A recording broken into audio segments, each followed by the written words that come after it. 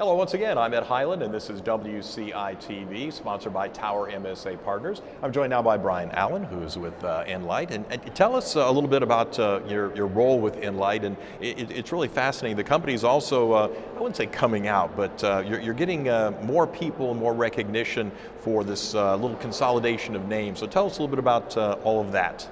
Well, it's been a whirlwind over the last few years.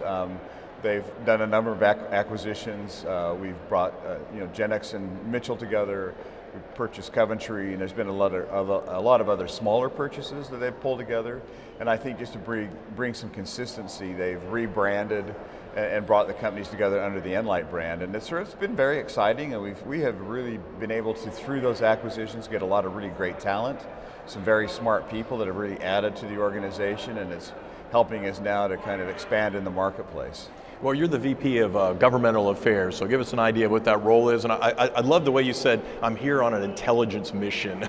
Yeah, so my role here really is, obviously, I'm here to learn and to hear some about the trends that are happening in the marketplace, but also I call it intelligence gathering.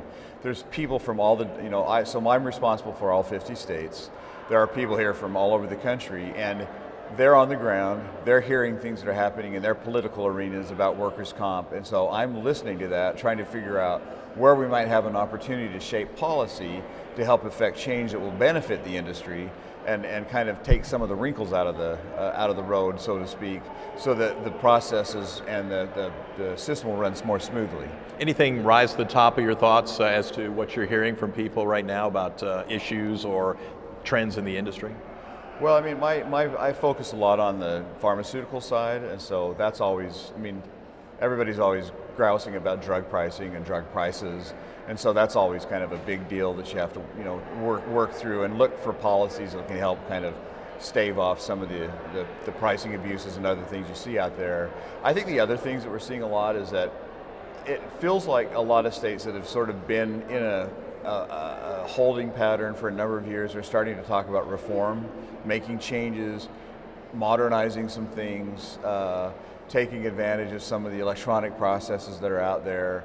I think there's a lot of attention right now on AI and how is that going to impact some of the things that we do in the, AI maybe could replace me, I don't know. Yeah, it'll replace me, we already know that. So, my kids tell me my intelligence is kind of artificial anyway. But the reality of it is that we don't, we're looking for trends like that, like what are the policy trends that are coming? And I really do think there's an appetite for reform in some states because they have been kind of stagnant for a while. And I think they're looking at ways like, while costs have been going down generally around the country with workers' comp, there's more that could be gained, and I think on a cost savings perspective, and I think they're looking for opportunities to do that. In your role, do you also get into legislative reform? Yes, yeah, so I actually am working right now on a model pharmacy law that would help create some uniformity across the country on how pharmacy is handled in workers' comp, but it would also give the payers and employers tools to help them manage costs better.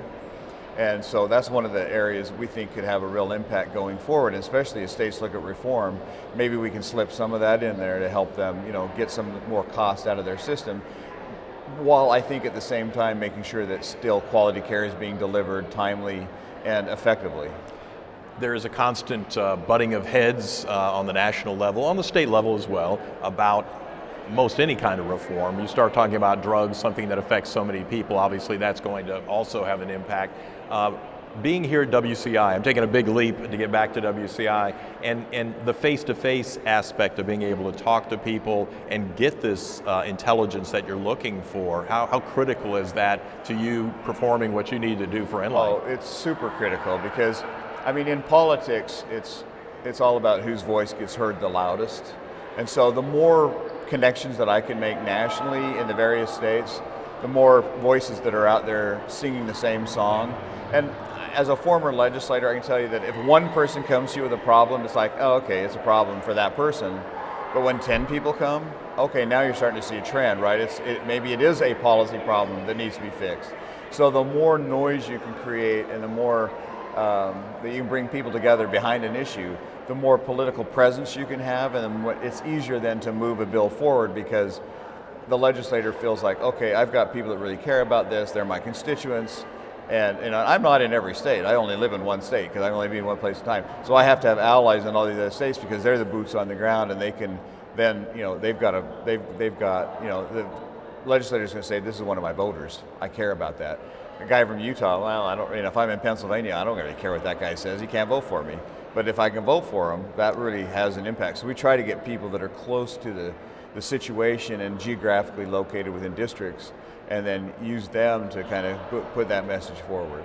So you do have to get bipartisan support, if you will, using a legislative term. Yeah, I mean, it's funny how political workers' comp is. It shouldn't be. I mean, our goal should be always to deliver the best care we can at the most effective cost to the injured worker. And it should always be about that. There's nothing partisan about that, but when you go work in the political arena, when you're in the legislative bodies, it is wildly political. I mean, it's kind of fun for me because it's what I do, but it's just this crazy, like, why is it political? But it's like a lot of things. Why are a lot of things political? They shouldn't be. And so, but it's just the nature of the beast. It's how the system works, and you have to work within that system. And I'll work with whoever. If it's, I always said as a politician, I don't really care if it's a Republican idea or a Democratic idea. I'll steal good ideas from anybody. If we have a good idea, let's move it forward. Exactly. Let's make it work. Just a last question, if you don't mind. What will you take from this in terms of an action plan from being here at WCI? I'm not revealing any secrets, but as far as going back and putting together something that you can start either proposing to your company or reaching out to perhaps other states and say, hey, I learned this, and now we can perhaps do this. Yeah, no, that's a great question, and I think and obviously I have to, when I come here, I have to justify why I'm here, right? And that's that is the big question, like, what am I going to take away from here that turns into an action plan?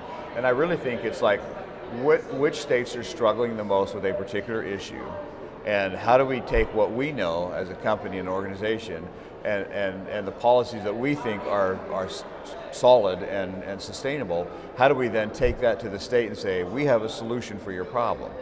And our job is to solve problems. Yeah. Our job is, we're a solutions-oriented company.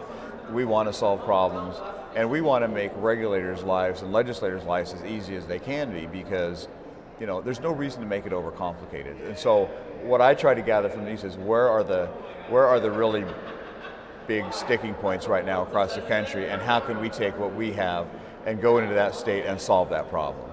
Great insights. Brian Allen, thank you so much for coming by and joining us. Yeah, thanks, Ed. Appreciate it. This is WCI-TV, brought to you by Tower MSA Partners. I'm Ed Highland. We'll see you next time.